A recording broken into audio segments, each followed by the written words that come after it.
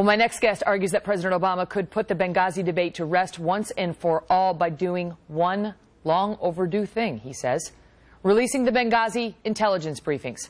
Mark Thiessen makes that argument in his new Washington Post column, which is getting a lot of attention, saying the president's daily brief would reveal exactly what President Obama was told and when. So why hasn't he done it? Mark's a fellow at the American Enterprise Institute and a former speechwriter for President George W. Bush. Mark, the Democrats are saying that everything we need to know has been told. Jay Carney came out and said the administration has been forthcoming.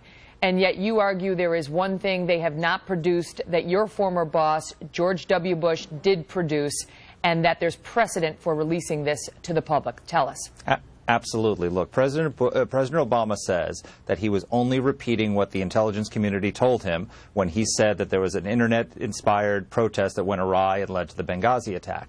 If that is true, it's a very simple way to prove it. Release his presidential daily intelligence briefing that he got in the days after the attacks, which will show exactly what the intelligence community told him. We'll learn whether they said there was an Internet-inspired video. We'll learn what they told him, what level of confidence they put in it. All of that is in those briefings. And look, there's a precedent for it. In 2004, at the request of the 9/11 Commission, President George W. Bush released his presidential daily intelligence brief, which said bin Laden preparing to attack the United States, because people had said that we had been warned about 9/11. And that document showed that there was just vague intelligence and no actionable intelligence that could have been used to stop the attack. He was vindicated. So if Obama is right, if he really was being told by the intelligence community that this was an Internet-inspired video, all he has to do is prove it, put out the intelligence brief, and he'll be vindicated, and the whole Benghazi scandal will go away. And you know, most of us have never seen a presidential daily brief. You say it assesses the level of confidence they would be giving him. You know, let's say in the White House's version, okay, Mr. President, this was a spontaneous protest that was inspired by an anti-Muslim video. They would have a level of confidence attached to that. What else would they have in that memo?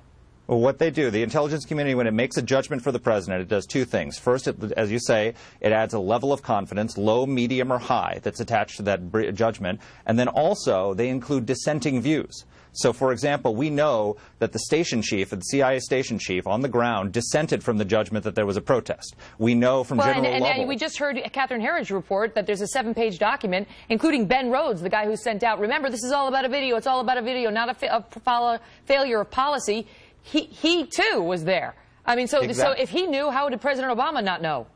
Oh, he knew. So what happens is, one, the dissenting views would have been included in his intelligence briefings. He would have been told that the CIA station chief dissented from that judgment. And two, if over a course of a few days, from the day of the attack to when Susan Rice went out, there would be a differing level, probably, of confidence as the dissents came in. As the intelligence started to question the initial judgment, you might have started with a medium level of judgment, and then it would have dropped down to low. So were they still going out and saying to Americans it was an Internet video when the judgment that it was, if there was such a judgment ever, was going down, and dissents were being reported to the White House? So this is how we can know. It is a knowable fact what the President of the United States was told. So is he willing to come forward and tell us what the intelligence community told him, just like George W. Bush did?